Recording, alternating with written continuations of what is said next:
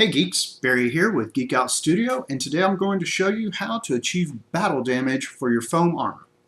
Now before you begin, I do recommend that you attempt or try any of these techniques on a scrap piece of foam before you actually apply it to your finished product. Now the tools you'll need are your cutter, your box cutter, X-Acto knife, whatever you've been using to cut your foam with, a soldering iron or wood burner with a kind of pointed tip, and then because we are going to be burning the foam and that gives off rather noxious chemicals, you will need a respirator. So now before we begin, do recommend that you get a Sharpie and just kind of block in where you want your battle damage and what kind. Since a lot of this will be done with a respirator on, I'm going to go ahead and cover everything before actually showing you. So we'll start by blocking in the battle damage that we want to achieve. So today I'm going to show you how to achieve a cut damage, and then I'll show you kind of three different impact or bullet impact damages that you can do. Now for cut damages, I do recommend that you add some kind of curve to it, because very rarely will a cut be straight on. This is mainly representing that somebody is cutting you and is coming down like this as you're rolling away. So now, to achieve the cut, we're going to take our box cutter and we're going to cut in very shallow at a 45-degree angle, roughly following what we've blocked out. It doesn't have to be exact. This is just a guide, so to say. Then we're going to come back and we're going to, again, cutting in at a 45-degree angle, beveling it in, cut it the other way. And then, so there we've got our cut.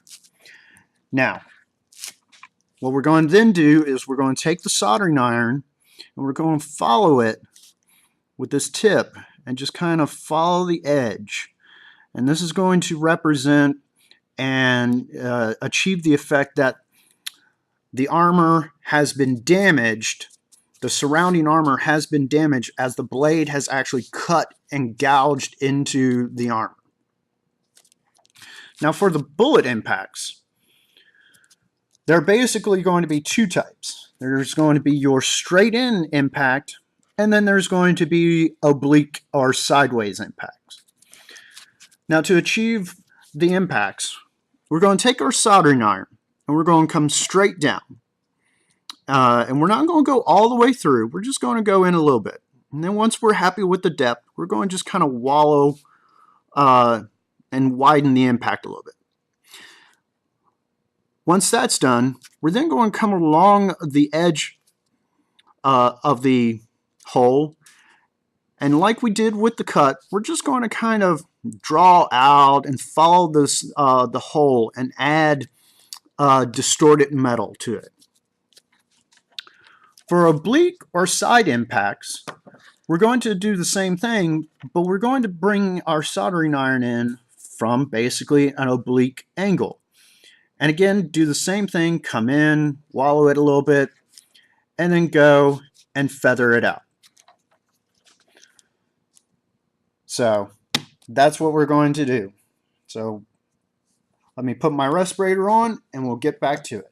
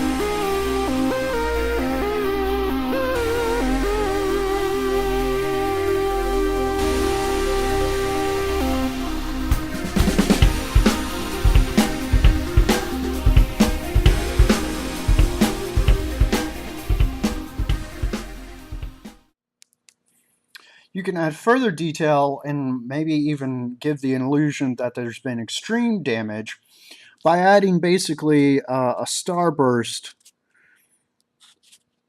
to your impact. And this basically is to represent that maybe the bullet has actually penetrated the armor. Again, damage like this would probably be rare, as the armor is meant to absorb the impact instead of actually like crumpling and completely caving in. But again, if you are wanting to achieve this look, it is simple. It'll be just like what we did with the cut here. We're going to block it out, and then we're going to take our X-Acto knife, and we're just going to cut in at a 45-degree angle. And again, you don't have to follow the exact size, shape of the mark you put in. It's just simply a guide.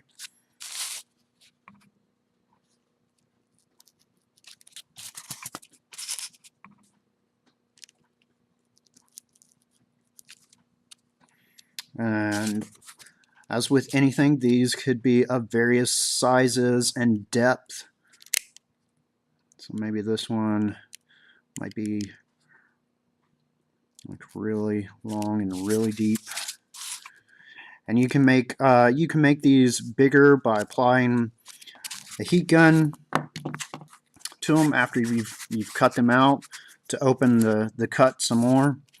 But see, we just got some impacts there. We'll do it over here real quick.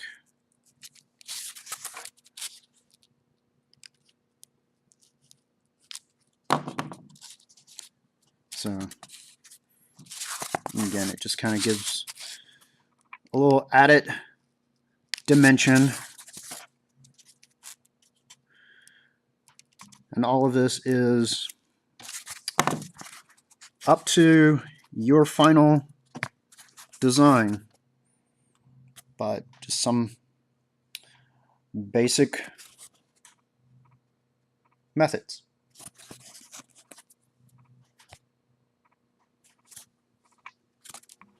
There you go, guys. That is how you can get battle damage on your foam armor. I hope this helped you, and I will continue to bring you tutorials on how to weather this particular armor. But in the meantime, if you liked, be sure to hit that like button, subscribe, and if you have any questions or comments, leave them in the comment section down below.